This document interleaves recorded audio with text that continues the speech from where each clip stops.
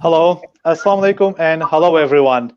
Welcome once more to the first edition of the eTourism Revolution Talks, an exchange hub to discuss the future of tourism, usually in a short format, composed by powerful talks from experts around the world. This session is part of the Safe Traveler series, where we bring top global innovators to give us their advice and guidance into their areas of expertise. Welcome to this fantastic talk. I'm your host, 𝗬𝗲𝗿𝗁𝗂𝗍𝗂. Today, I'm honored to have Brandon and Amery in our show. Welcome both. Thank you. Nice to meet you. Assalamu alaikum. Can you take each one of you, please, a minute just to introduce yourselves, what you do, and where you are based? My name's Amery Burleigh, and I am the general manager of 𝗦𝗳𝗃𝗃𝗍𝗂𝗍 in Dubai. And so I've been in the hospitality industry my whole life. I'm from a very small town in California that many people know, called 𝗦𝗃𝗃𝗃𝗀. And there are more tourists there than there are, anywhere else. The whole town is based on tourism, so it's kind of in my blood. And I've been working with luxury hotels all around the world, from Four Seasons to Sofitel to Fairmont hotels, and now in Dubai with 𝗦𝗳𝗃𝗃𝗃𝗍𝗂. So my background's food and beverage, love food and beverage, and that's why I love this brand. Is we have our own fine foods division. So I did do a stint in health and well-being at a luxury health retreat. So I found I really am passionate about health and well-being, and so this new safety, traveling in safe and healthy times is actually something I'm really passionate about. Thank you very much, Amery. So I think we've chosen the right guests for this show. Brandon, please. Thanks, Amery, and Assalamu alaikum, Abdul, and everybody else. Good morning, good afternoon, depending where you are. Amery, I'm just up the road from you in Dubai also, so we'll have to catch up for a coffee. My background is principally in technology and principally in aviation. My role at the present is I'm the CEO of a company called 𝗬𝗃𝗃𝗍𝗂𝗍𝗂, and my previous role I was global CTO of the world's largest processor for aviation tickets. We used to process about $250 billion tickets a year, and I saw an opportunity to introduce blockchain, artificial intelligence, to try and make the industry more profitable for the airlines. In 2019, the industry made an average of about 3% profit, the airline industry, which was pre-COVID. So you can only imagine the harm that's happened since COVID. So a lot of folks are asking us how we, manage costs, how do we collaborate as a community and create a community economy. So that's one of our big objectives, is to do that in passenger and in cargo. And thanks for having me. I look forward to hear more. No problem. I look forward to hear more about it, Brandon. Before we start, there is a small echo. Maybe if any one of you has a device which is connected, like a mobile, can you please switch off because of the sound? I can hear some echo.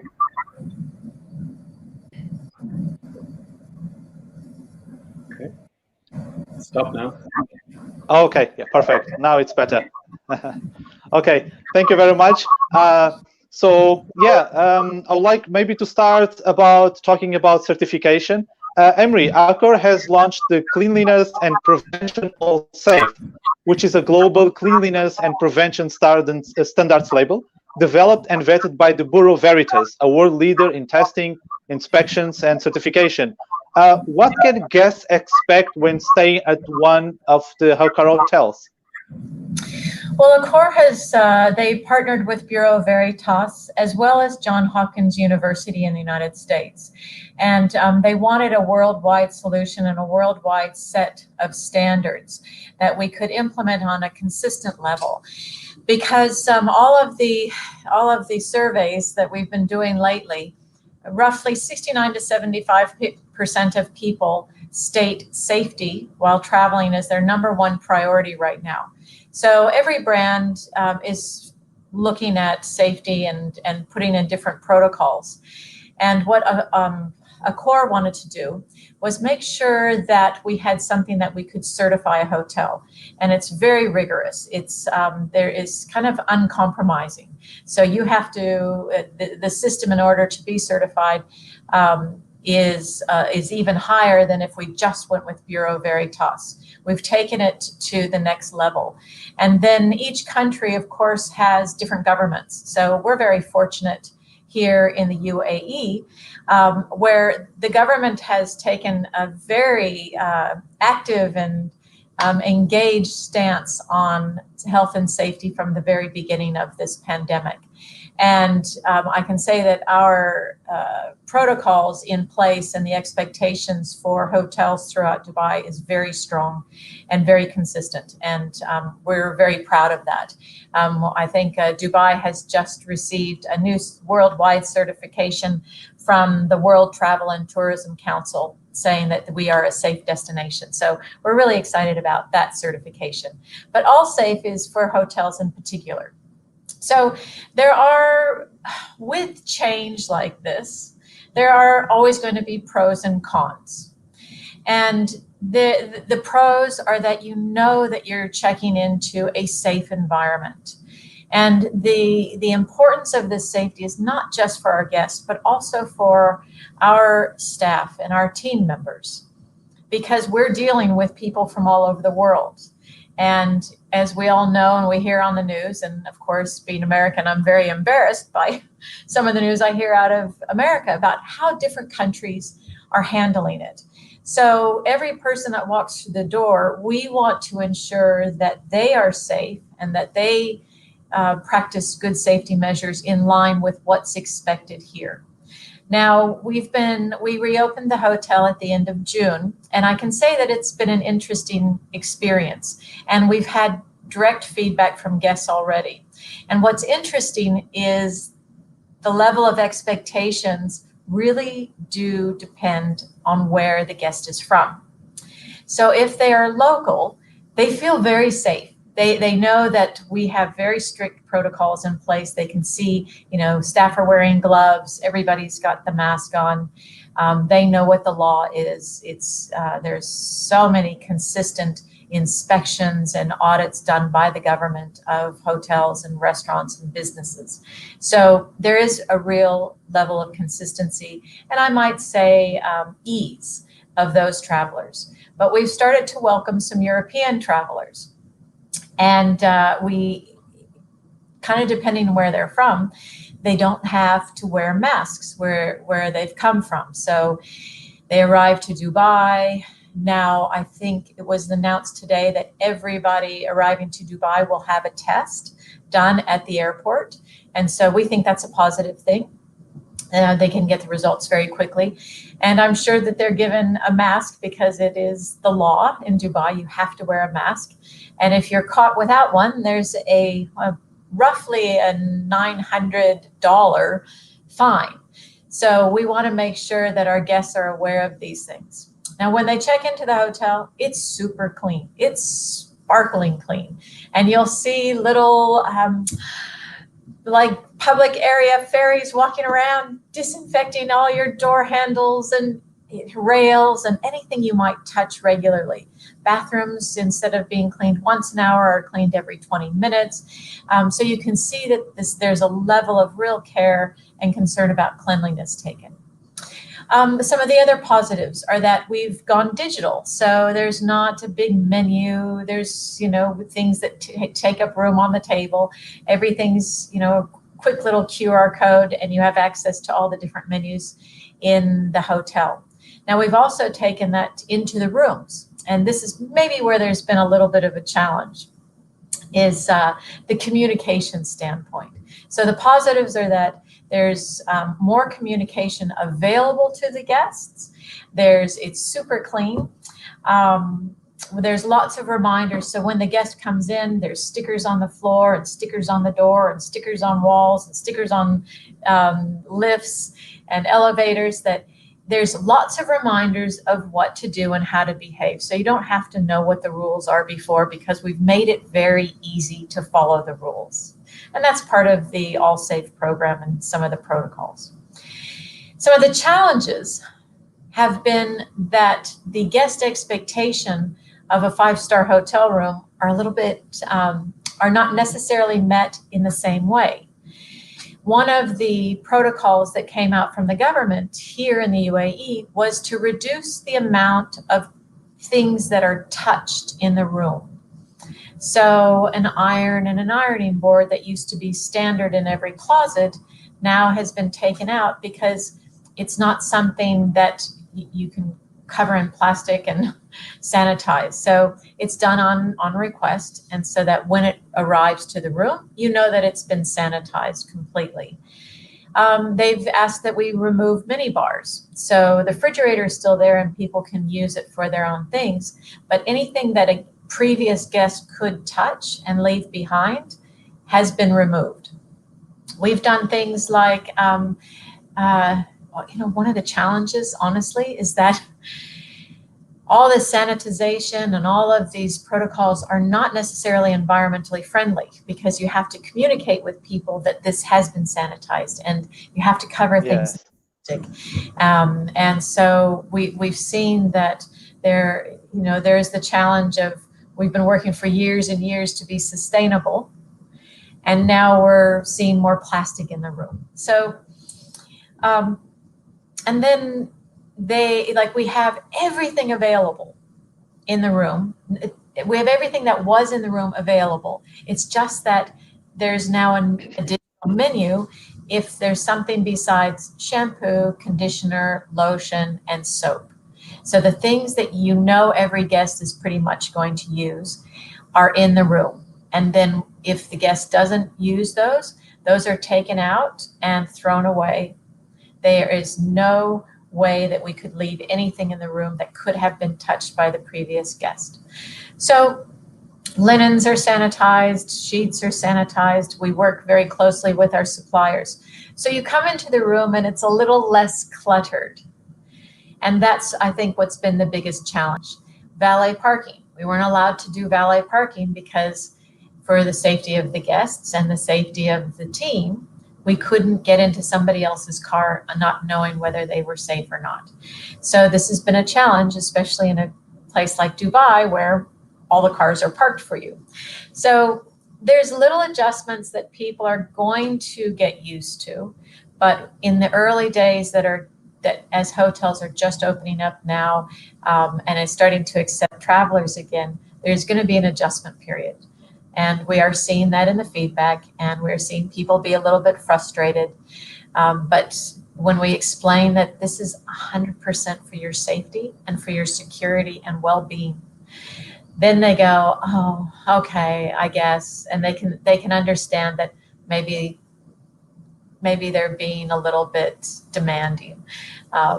So that's probably what you're going to expect, is some changes when you walk through the door. But if we can just focus on the positive, that you're in a safe environment when you're in an Accor hotel or a certified hotel, because the protocols are so strict.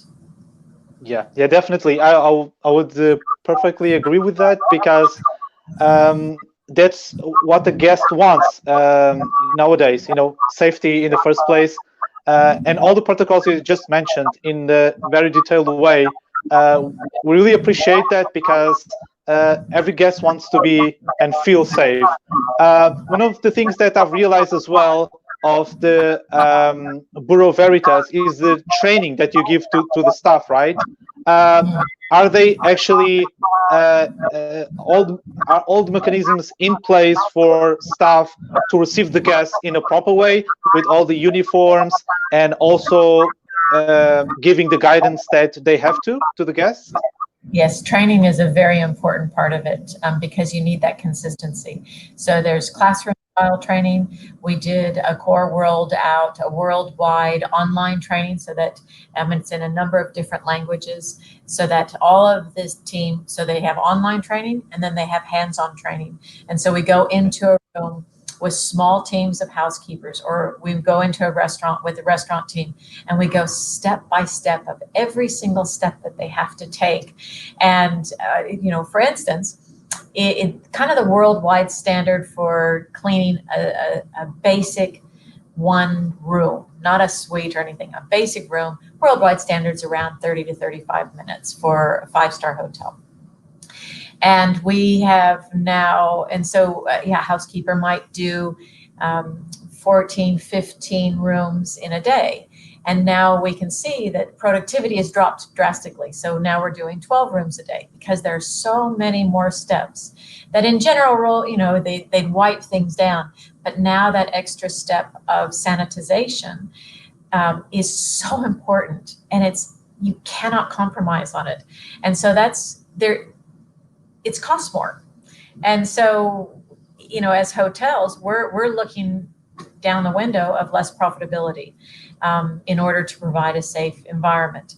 And sometimes guests don't see that. So if 70% of people think safety is important, 70% of the people that walk through the door are going to appreciate all these steps. But maybe 25 to 30% are like, where's my iron? Where's my mini bar? Where's this? You know, where's my toothbrush? They're not going to have that same level of appreciation. But training, absolutely, it's because you have to have the consistency. Yeah, definitely. I think it will be a little bit balanced. I mean, people want to travel, but also need to be pampered and also need to be taken care of. So I think it's an interesting mix. There will be always, you know, some people that have different opinions in terms of adjustment. What about which type of guidelines do you give to guests when they go out of the hotel just for a few hours and they come back? So we offer guests, you know, obviously we make sure they wear a mask, and we make sure they know, do not take off the mask, and you have to actually put it over your nose. Don't just wear it under your chin because of the fines. And they're very strict here.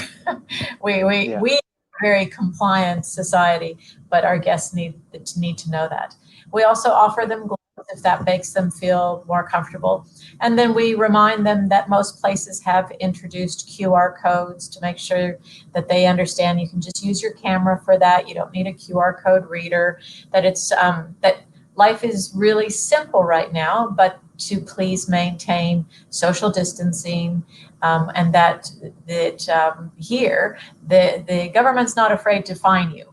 So there's been some nice famous stories of big fines going out for lack of social distancing and lack of following the rules. So we do make sure that our people are informed. And in general, so far, we've only had local guests and a few Europeans. So the few Europeans have been very concerned about safety. And so they've been happy to have some direction, and I think everybody's a little bit unsure what traveling means right now. And so having somebody kind of handhold through the first few steps of their first travel COVID, you know, post-COVID, I think they're feeling reassured about that. So it's just, you know, it's just being human and being kind and saying, look, it's different for all of us, but, you know, we're in this together, so let's just make it the best we can. Definitely. In terms of events, how are you managing, like business events at the hotel? Are you doing in a smaller scale or in a stage way? What is the guidance? Well, I'm actually happy to say that we have been very lucky. We have had one of the Accor group's first business meetings. We've had our first social dinner, like a banquet, and we've had our first entertainment event. And so we last week we did. It's called Laughter Factory, and so we usually do 500 or 600 guests, and it's all sitting very close together, and it's for a comedy show, and so they came to us and they said, look, we're dying to bring some entertainment to Dubai, and we've got this great lineup of these comedians out of the UK. What do you think? And we said, well, we can do it with social distancing, and at last week we had to serve. Alcohol couldn't be served without food. So I said, let's make it a dinner, a dinner comedy show, dinner and drinks comedy show. And so we took our huge ballroom, and so where we could normally have 600 people, we had 150, and we had taken 4 because that's kind of the limit you're supposed to have. And we had tables of 4 spread out with the 2-meter distance. And we served dinner before the show, and then and as many drinks as they could possibly get. Then the first part show went on, and then we did the second part of the show. And you know what? Everybody had a great time. There were just as many laughs. Kudos for that. Great. Same thing with a dinner. So we have a large round table with only 5 guests on the table instead of 10. And then the tables are set apart. But service, you know, we don't do buffets right now because that's off the list of allowed services. And so we're doing family style to the table. So there's a little bit more interaction. There's a little bit more service.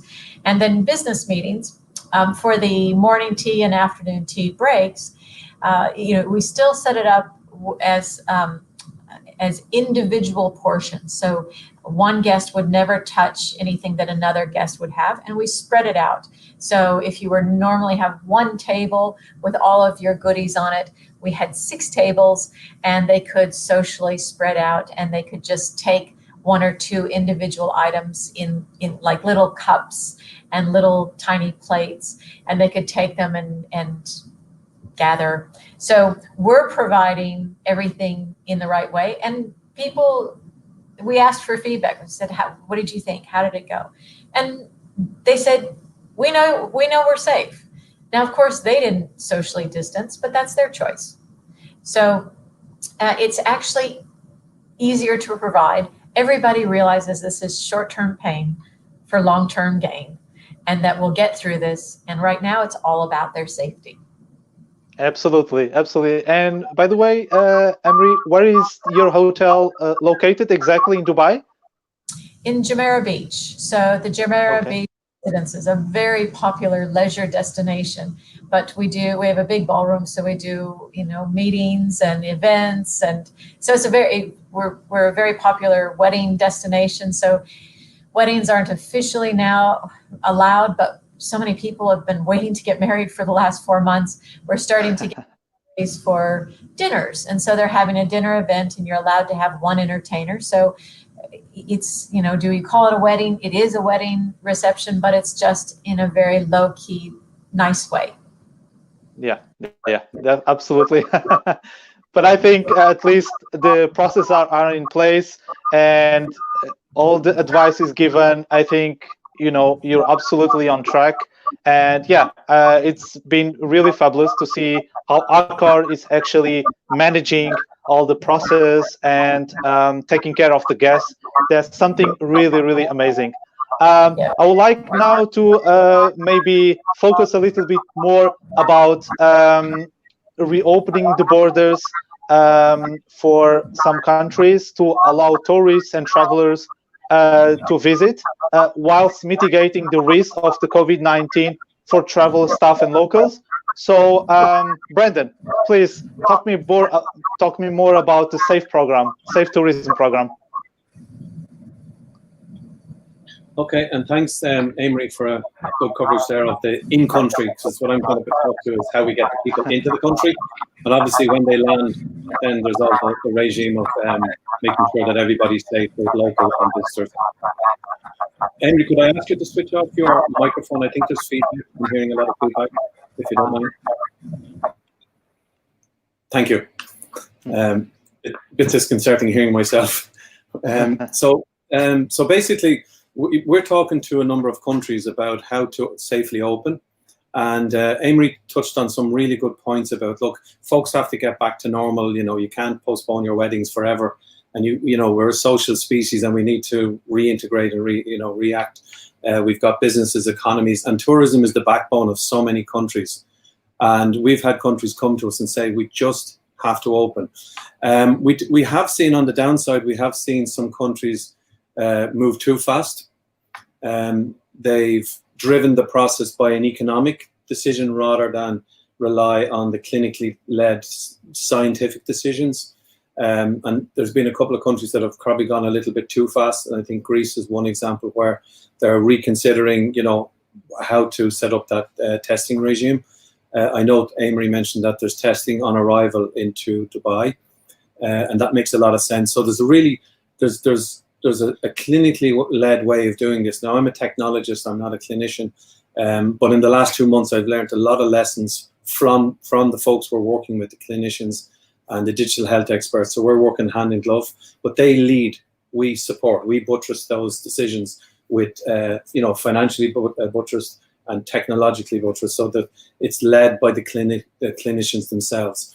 And there are testing regimes, and we see a lot of mentions about rapid tests on, headlines as a rapid 10-minute test. The problem is, if I just sort of, maybe Abdul, I just basically go through the testing landscape, because there are quite big differences in the types of tests that are out there. And again, I'm a layman here, but I've learned a lot in the last few months, and I'd love to share it. There's basically, you have your antibody tests, you have your antigen tests, and you have your PCR tests. And the antibody tests are tests to look for what they call as IgM or IgG antibodies, which are indicators that you've had the virus. Now, there's been a lot of speculation around this, and nobody really knows if you've had the virus and you have antibodies, are you actually immune, or could you be a carrier? And the jury's out on that at the moment. They're not 100% sure. So when they talk about immunity passports, it's not as easily cut as that. And secondly, the rates of infection that are showing in antibodies are generally in single-digit percentages. So you have places like Sweden, where Stockholm, where they didn't have a lockdown, the antibody levels are about 7%, and they actually fall down to 2 and 1% in the rural areas in Sweden. So it's not, we don't know if it's an indication. There is a school of thought that says there's T-cell immunology, which means that the body develops its own resistance and it doesn't have any traces of antibodies, but you're actually immune. But again, the science hasn't concluded on that. The next type is the antigen, which looks for a protein in your system, and through a swab, a nasal swab, if you can identify that protein, it's a sure indicator of the presence of COVID-19. And again, the antigen test, there's a lot out there that are up around 99.99% accuracy. So the efficacy is very high. But what a lot of people miss, and I certainly missed it one day, I came running into clinicians and said, there's an antigen test, it's 10 minutes long, you get an instant result, it's 99.999. But then I was schooled in the concept of sensitivity. So the actual test, although it was 99.9% accurate, it has a sensitivity of 85%, which means the test is accurate to 99.9% for 85% of the COVID positive folks. So there's a 15% that walk straight through who are not detected because the sensitivity is too low. So again, there's a lot of nuances there that, and again, this is where the clinicians need to drive the process. So that leaves you with the PCR. There's about 160 different tests of PCR. Our clinicians are led by a lady called Dr. Margot, who's done about 150 tests of 150 different types of PCR. And they're in the shortlist, these folks, with the NHS on the type of PCR that they recommend. And again, you need things like reagents, you need laminar flow labs, and so forth. So a lot of the stuff that we're implementing with the governments we're talking to is having mobile labs in the airport. So there's very little transport between the swab acquisition and the actual testing. So, and that's where a lot of the problems occur, especially in Dubai. As Amery pointed out, we have a very balmy 45 degrees today. So you don't want to be driving around in a motorbike with swabs off to the local hospital in 45 degrees. And of all the sort of, possibilities that happen after that, the misalignment. And there was one national government that mixed up 350,000 swab samples there about a month ago. So the idea is have the testing labs very close. There are PCR tests that are quite quick, relatively quick. There's nothing quick in PCR, but you have to take a DNA extraction. So it takes up to 2 hours or maybe up to 8 hours, depending on the type. So the regimes we have in place is exactly, again, to reference what Amery was talking about in Dubai, it's something very similar. We do the testing on arrival. Now, in an ideal world, you would test at the point of departure and the point of arrival. The problem there is you don't have jurisdiction. And until everybody agrees on a common bilateral or a multilateral solution, you can only treat a test on arrival. But what it does allow you to do is to track, and this is where the technology comes in. You need to track, not necessarily track people's movements, but you need to have a way of communicating with them if they're a positive or a negative outcome. And if it's a positive outcome, you need to be able to figure out who was sitting with them on the aeroplane. So as I mentioned, our background is aviation, so we can tell who was sitting where on the plane, and that really helps. And it also says, here's a traveling group of a family of 4 or whatever, and you can actually isolate them as well. And about 80% or more people are asymptomatic, so they don't actually have any major symptoms, so they can still continue the holiday. But what we work with the government to do is to have a dedicated 5-star hotel, which is solely for the purpose of holding folks who are COVID positive, and they still have their holiday. But it's obviously a lot of provisions in that hotel, especially to protect the staff, etc. And if people if the symptoms get more serious, then they have to go into medical care. So there's a checkup regime and a follow-up regime. But what it does do is compress the likelihood of allowing what they call the zebra. The medical folks, they call the COVID positive person on the plane the zebra. So it stops the zebra getting through all the gates. The gates get narrower and narrower and narrower till it's actually quite difficult for someone to get out into the wild, as they say, and become a spreader. And that whole regime, as I say, is clinically driven. I can't claim to have any impact on that. We're just the technologists. But basically, having it clinically driven gives us an epidemiology approach to it, where we can say, what is the impact? How many people on the plane are likely to be COVID positive? And what's the impact, and how can we minimize and mitigate the risk, so that we can give our hand on heart that there won't be a second lockdown? Because, as I say, if you go quick into this, and it's a great idea, restart the economy.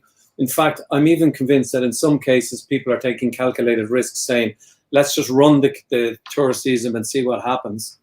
But it's not a smart way to do it. So what we're really saying, and I shared an article with you, Abdul, is not to promote or what we do, but to share the knowledge we have with anybody and everybody. So the myths are busted, and we kind of focus on the science and be smart about what we do. I was listening to Amery, and I was learning a lot about, there's a huge amount of work goes into just mitigating the risk on the ground in hotels. It's fascinating, the amount of, coverings, and as you say, we're introducing a lot of plastic as well, which is not necessarily a good thing, but we don't really have a choice right now.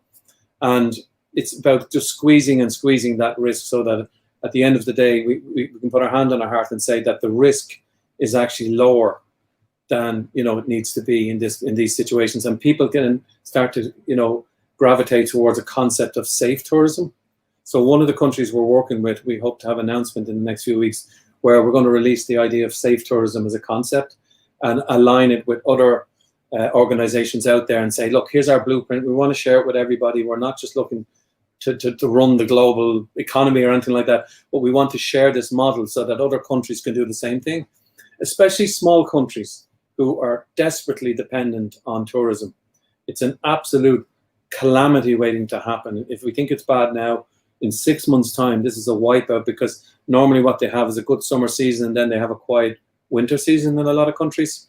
And at that stage, the income drops off anyway, so there is no tourism for lots of places, especially a lot of the tourist-driven countries tend to be islands, and they tend to be small populations, and the dependency on tourism is massive. It can be up to 80%. I think it was the Maldives or somewhere I read, Amery, you could probably correct me on that, but it's somewhere like the Maldives, where it's literally 85% of revenue comes from tourism. So we have to help them not to make, just knee-jerk reactions. It needs to be scientific. It means it takes a little bit longer, maybe an extra month or two max, but it's a lot safer, because this thing ain't going to go away, and that's a big problem too. There's a secondary effect as well, Abdul. The question you had sent me during the week, I honed in on the word ethical, and you'd mentioned halal tourism and ethical and morality. There is a role for us to play here in an ethical fashion. Is we got to think of the health workers, the folks that have been absolutely maxed out for the last 6 months. In some cases, people have been living in apartments away from their families to mitigate the risk. They can't afford to have another season and a second spike just because we're careless.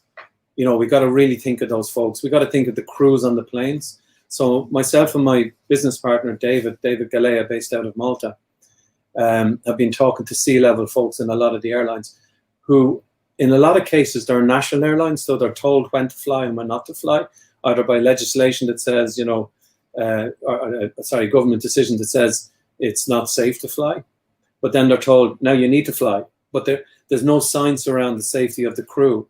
And they're really concerned about the exposure of the crew. If you're on an aircraft 2-3 times a day, you know, how many cycles do you need to? It's like, Amery, you mentioned, I think it's down to 12 rooms a day rather than 15. I think my numbers were correct there, yeah. So in the same with crew on the aircraft, maybe they should have a less taxing regime because there's more staff than they need, and maybe they wouldn't have to lay off too many folks. And basically that way you could you know, lessen the load on the working staff, and also maybe do antibody tests on the staff and crew to see if they've already had COVID. That can be helpful as well as doing regular testing every 2 cycles. That's really important. And the other thing as well, Abdul, is probably very interesting is last year in 2019 there was an average profit across the industry of about 3% in the aviation industry. So airlines made about 3%, as I mentioned earlier, in the good times. So you can imagine how much suffering in the balance sheet and how much distress there is on revenue streams. So I checked, you know, with some folks in the industry about 3 months ago, and some of the revenues were down to 9% compared to the previous year. So actually a 91% decrease in revenues year on year for that particular time. And, you know, that's a wipeout in any industry, and nobody's ever been down this road before. So the problem we're really facing is the bailout of the government has been very welcome, and it's great. Sometimes it's a loan, sometimes it's grants, and sometimes it's just paying staff. But either way, that's going to run out pretty quickly. But the situation hasn't improved. And what you see is a lot of statistics thrown out there in fleets and the amount of aircraft on the ground. If you go to flight radar online, it shows you all the aircraft in the sky. And I mean, you cannot see countries for the aircraft normally when you look at this. And during COVID peak, I went onto that. I saw 2 aircraft over Africa. The whole continent, there was 2 aircraft in the air. Likewise, there was less in other places, but China was starting to come back, and the US really didn't ground as much as anywhere else, but the aircraft were empty. And the problem is there's a lot of optimism around schedules picking up, but what happens is the schedules are published as the best case, and then they wilt as they get closer to the date when flights get cancelled. So we're not really seeing the worst of the cases based on just the schedules that are published by OAG. We're actually seeing the best case, and that actually wilts as we get closer to the dates.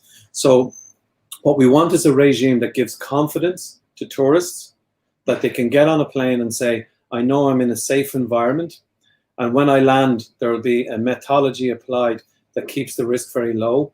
There will be sanitation booths.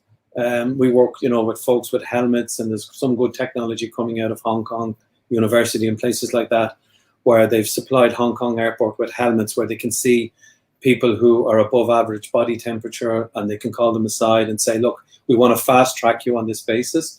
Some of the stuff that we're doing as well, Abdul, is very important, is around blockchain, where we make sure that the data that's collected is owned and it's managed by the traveler. It's not owned by any centralized organization or any large corporates or techie companies. It's actually owned by the traveler. And the traveler agrees or disagrees, but generally agrees to say, I will release my data if I test positive to the local health authorities in the form of a smart contract. So that means my data is only used when it's needed, and after a certain period of time, that goes away, and that smart contract returns my data to safekeeping and encryption. And I think that's really important, because 65% of Americans, when polled, said they were really unlikely to share their data with the big tech companies because they don't trust them. It's just the way, you know, it's probably underreported, but folks are nervous now because of the Cambridge Analytics and all of the things that happen over the years. There is GDPR, but it seems to be very flaunted by a lot of organizations who say it's better to plead, you know, apologies 6 months down the road, having made the money on the data. So we have to be very careful about that, and that's something very close to my heart. So that's why we use distributed ledgers or blockchain type technology to protect people's data. That's very, very important. Yeah, very interesting. Yeah, no, I just would like to know, because you've mentioned so many important points. For example, for the mobile unit installation at the airports, do you think that the World Health Organization is considering that? Is it something that they have in their mind, maybe in their pipeline in the future, or is it something that maybe it's not being taken care with so much focus? I don't know if whether it's WHO. Sorry, the short answer is I don't know what their plans are, because they're more an advisory body than an action body. So they give advisory really to direct people. So you've got to advocate for these things with WHO, and then they say, yeah, we like that. And they have to be very careful what they propose, because people listen to them and they act upon them. So they have to, and we all know that we're all finding our way in the dark here, because nobody's really had experience in this kind of a pandemic. So there is a thought, though, a clinically driven, smart way to deal with it, and that's put the labs as close as possible to the testing point. So that is very solid, but it needs to be a lab that's level 2, laminar flow. It needs to be a fully scientific unit. It can't be something, and it needs to be manned by trained personnel. So that's something that needs to be driven by the Ministry of Health. It is the smart thing to do. You can get these labs around the world. There's many suppliers, UK, Turkey, US. There's folks that make them out there, and they all have to meet FDA and CE standards. So they are tested, and it's just the right thing to do. It's a smart thing to do. We're not exclusive on that. And we do recommend that everybody does do it, because from a clinical point of view, there's no downsides. And they can be stacked as well. For each of these labs, you could probably handle about 5,000 to 6,000 people a day. So depending on the size of the airport, you would stack these things. So you could stack 4 of them on top of each other and have a comfortable flow of 20,000 people a day through that airport, for example. And then there's ports and there's points of entry. Now, what I will add is there's a couple of antigen tests coming out, which are promising, but again, the sensitivities are a little bit low, but they're starting to increase. The sensitivities of antigens, when they hit about 95%, then we'll have rapid on-the-spot tests that don't require labs, but we're not there yet. But this will mean that the infrastructure it doesn't need to be permanent, but there is a sense in doing it right straight away, immediately, because of the need. So it is something that's wise to do. They're not very expensive, these labs. The other thing we're looking at is, in one particular country, they have a number of border crossing points. So they have mobile labs that operate between 2 border points.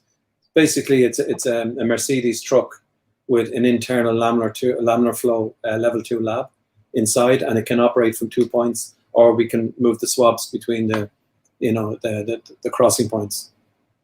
Okay, that's interesting. And would that be for the departure airport? So if I'm traveling, it will be in the departure airport or in the arrival airport? So this is where stakeholder management comes in, Abdul. It's a really, really good question. So we would have proposed day 1, the airport of origin or the port of origin you would test, and you would also test on arrival. So nobody would get on the plane who's COVID positive, but it's getting one jurisdiction to agree with another. So you're asking one jurisdiction to spend the money to the benefit of the other jurisdiction, and that's a difficult one. It's not that it's not possible. It takes a bit of leadership on both sides. And the simple thing is, if both countries agree, we'll test our guys heading to your country, but you test your guys coming to us, which makes a lot of sense. So that's the ideal case. We have modeled that case, and we've also modeled the case where you just test on arrival. So test on arrival is the bare minimum, but it's also very effective because most people are asymptomatic. The COVID infection rates, based on some hard figures, you're looking at the average size of an aircraft. You're going to have maybe maximum 1 COVID positive person on a plane, typically, or 1 on every 2 flights. That's the kind of average we're looking at, 1 in maybe 200 people or more, depending on the source. So we have a grading system for the countries of origin. Level 5, you accept nobody, you cancel all flights. Level 4, it's full testing. Level 3, there's sampling and so forth. Level 2 is a little more gentle. And level 1 is there's no need, because the level of infection in that source country is so low. What we recommend is we operate at level 4 day 1 till we get our arms around this and get the data, so we understand. So we test everybody without exception on road borders, sea borders, and air borders. You don't want leakage. You want a consistent, safe tourism approach. And if your economy really does depend on tourism, and every tourist, I think the average is around $1,000 spend, depending on where they're coming from. Of course, averages are, can be misleading, but let's say an average of $1,000 up or down. It makes sense for a $20 test, to put that in place at the right point, and to have a hotel set aside for those who test positive. Quarantine doesn't work because tourists won't travel, and if it's voluntary, they're going to travel and then they're going to flaunt it. The first night in the bar, that's it. Quarantine is over. Putting people in harnesses and balls and chains and electronic, satellites tracking them and stuff like that is a little bit invasive, I think. And I don't think you need to go that far. And I think what you need to do is have a light touch app, which volunteers information when you test positive. Use a traffic light system. You're green when you test negative. You're red when you test positive, and you're amber when you've known to be in contact with someone who was positive, even though your test is negative. You may be incubating or whatever, so you test again in a few hours, 48 hours or 2 days or something like that. So it's just managing very gently. Does people still enjoy the experience? I'm sure, Amy, you want folks to come to your hotel there in 𝗦𝗳𝗃𝗃𝗃, beautiful location that you have down by the sea. I was there yesterday, absolutely amazing part of the world. The beaches are all empty. There's a sprinkling of people on the beaches, and the water was like a bath.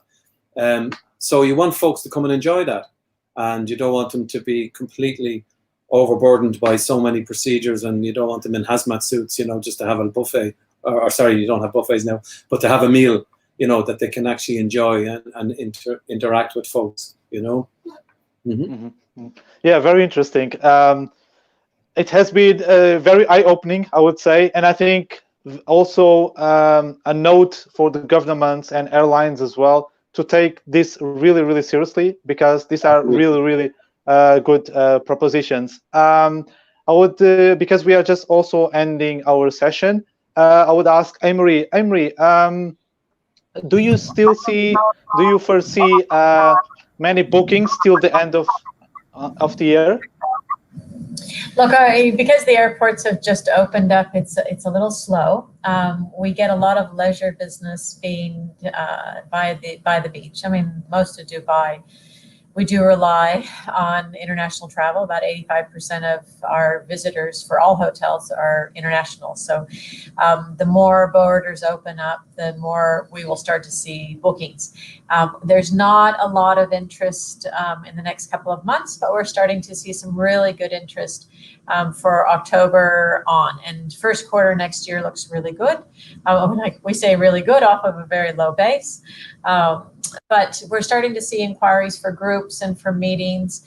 And, I think as Brendan said, we're humans and we want to interact with people. We want to connect with people. And I think once people are more aware, I think what you're doing, Abdullah, in having this webinar is helping people get educated. Like I've learned so much from Brendan today. About airlines and what they're considering, and because I love to travel, but I do think, okay, how's it going to be? Maybe I'll let somebody else go first and see if they survive.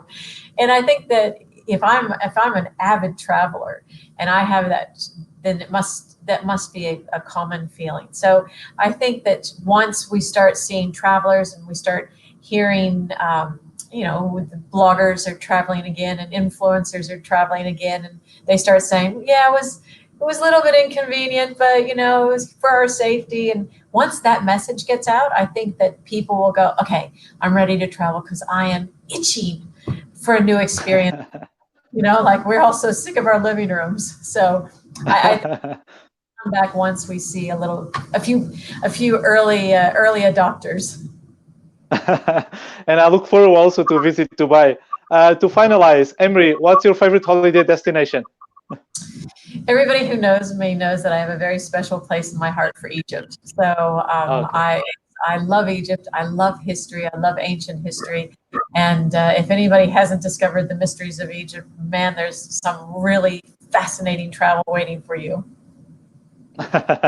Great. Brendan?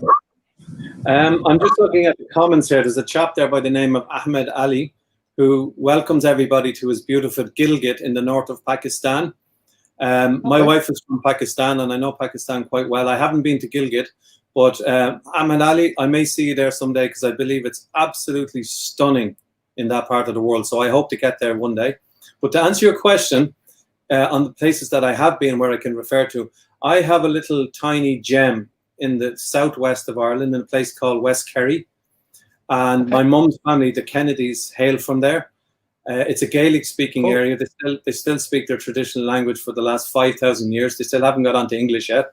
The truth is they speak English better than the rest of us, by the way. They're poets and writers and singers and everything. But their native Gaelic is a beautiful language. It's a very ancient language, similar to Arabic and Urdu, by the way. But that neck of the woods it's just magic. Every time I go there, and I missed a trip this year. My mum went with some of my siblings. When we travel, we usually travel with all 9 siblings and 25 grandchildren, and we book out half the peninsula. But my mum always tells us never to bring a jumper or a coat or an anorak or anything. And we always get this glorious sunshine for a week when we go there.